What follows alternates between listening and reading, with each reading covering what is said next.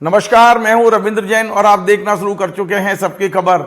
मध्य प्रदेश में राष्ट्रीय स्वयंसेवक संघ के जिन 3 प्रचारकों ने मिलकर नई पार्टी का गठन किया था, आज उन्होंने अपने उम्मीदवारों की सूची जारी की है। पहली सूची में 8 उम्मीदवारों के नाम हैं। मैं आपको बता दूं कि जो राष्ट्रीय स्वयंसेवक संघ के प्रचारक हैं, जिनमें अभय जैन हैं, जिसमें मनीष काले हैं, जिसमें सुभाष बारोट हैं, ये लंबे समय तक राष्ट्रीय स्वयंसेवक संघ में प्रचारक रहे हैं, फुल टाइम वर्कर रहे हैं और इन्होंने अब एक जनहित पार्टी के नाम से नई पार्टी का गठन किया है और आज इन्होंने अपने 8 उम्मीदवारों की सूची जारी की है। ये पूरे 8 के 8 उम्मीदवार राष्ट्रीय स्वयंसेवक संघ के विभिन्न पदों पर रह चुके हैं, संघ से बाल्यकाल से जुड़े हुए हैं और आप मानकर चलिए कि संघ के ये 8 लोग इस चुनाव में भारतीय जनता पार्टी को बड़ा नुकसान पहुंचा सकते हैं। फिलहाल पहली सूची में 8 नाम हैं और हमें जो जानकारी मिली है कि 25 उम्मीदवार उतारने का निर्णय इस पार्टी ने लिया है। बेशक मीडिया से लेकर भारतीय जनता पार्टी तक इसे अंडर एस्टिमेट कर रहे हैं, कुछ बहुत कमतर आंक रहे हैं, लेकिन सच्चाई ये है कि ये यदि 5 लाख वोट भी काटे तो भारतीय जनता पार्टी का मध्य प्रदेश में 1% वोट का नुकसान होगा। और आप और हम जानते हैं कि यहां 1% वोट का मतलब है 20-25 सीटें कम होना। मैं आपको विस्तार से पूरी जानकारी देता हूं। इस जो नई पार्टी बनी है, इसका नाम जनहित पार्टी रखा है। इसके राष्ट्रीय अध्यक्ष अभय जैन हैं, जो रहने वाले सागर जिले के रैली से हैं, लेकिन वे पिछले लंबे समय से इंदौर में रह रहे हैं। राष्ट्रीय स्वयंसेवक संघ के कई पदों पर रहे हैं, कई स्थानों पर उन्होंने काम किया है और पिछले दिनों उन्होंने भोपाल में एक बैठक करके और जनहित पार्टी का गठन किया था। आज इनके जो सचिव हैं मनीष काले, उनके हस्ताक्षर से ये सूची जारी हुई है। 8 लोगों के नाम इस सूची में हैं। मैं एक एक करके बताता हूं। जिन 8 लोगों को उम्मीदवार बनाया है, उनमें अधिकांश ऐसे हैं जो संघ के विभिन्न महत्वपूर्ण पदों पर रहे हैं, जिन्हें संघ की पूरी रणनीति का ज्ञान है, जो जानते हैं कि संघ कैसे चलता है। वो सारे पदाधिकारियों को इन्होंने अपना उम्मीदवार बनाया है। उम्मीद की जा रही है कि आने वाली सूची भी लगभग उसी तरह की होगी, क्योंकि ये लोग विचार पर चल रहे हैं। ये इनको भीड़ नहीं चाहिए, ये जो विचारवान कार्यकर्ता हैं उन्हीं को टिकट दे रहे हैं। पहली सूची में पहला नाम भिंड से है, शीतल सिंह भदौरिया। शीतल सिंह भदौरिया के बारे में बताया जाता है कि ये बहुत पुराने राष्ट्रीय स्वयंसेवक संघ के सदस्य हैं। अखिल भारतीय विद्यार्थी परिषद में लंबे समय तक इन्होंने काम किया है। और शीतल सिंह के बारे में ये भी बताया जाता है कि ये बड़े समर्पित और अच्छी छवि है इनकी समाज के अंदर। तो शीतल सिंह भिंड से इस बार चुनौती देंगे। नुकसान निश्चित तौर पर भारतीय जनता पार्टी और उससे जुड़े हुए विचार का होगा। अब देखते हैं क्या होना है। ग्वालियर दक्षिण में गोपाल जायसवाल को इन्होंने उम्मीदवार बनाया है।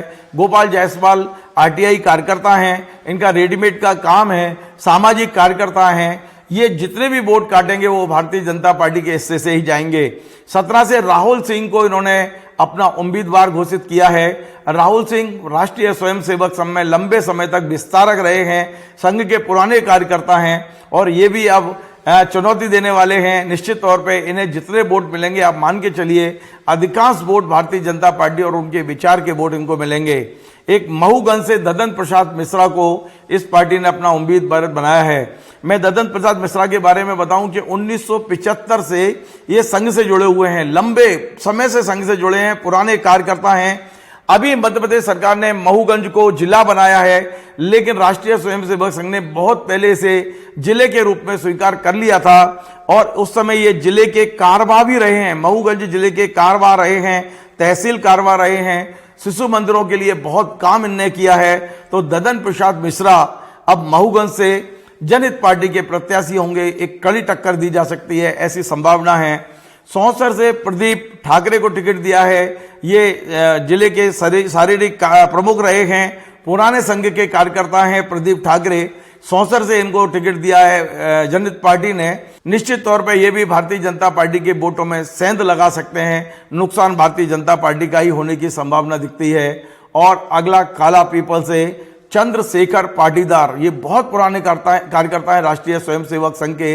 इनके बारे में तो जनहित पार्टी के तमाम लोग ये दावा कर रहे हैं कि काला पीपल में इस बार जनहित पार्टी का विधायक जीतेगा। आप अंदाज लगाइए कि अभी पार्टी का रजिस्ट्रेशन हुआ है, चुनाव चिन्ह नहीं मिला है, अभी संगठन बना नहीं है, और अभी इन्होंने पहली सूची 8 उम्मीदवारों की जो जारी की है उसमें पहली जीत का ये दावा कर रहे हैं काला पीपल का।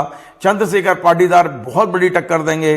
संघ के पुराने कार्यकर्ता हैं, कारवा रहे हैं और बड़े सुलझे हुए, और इनकी छवि बहुत अच्छी बताई जाती है, लोग इनका सम्मान करते हैं। इस तरह की खबरें हमें आ रही हैं।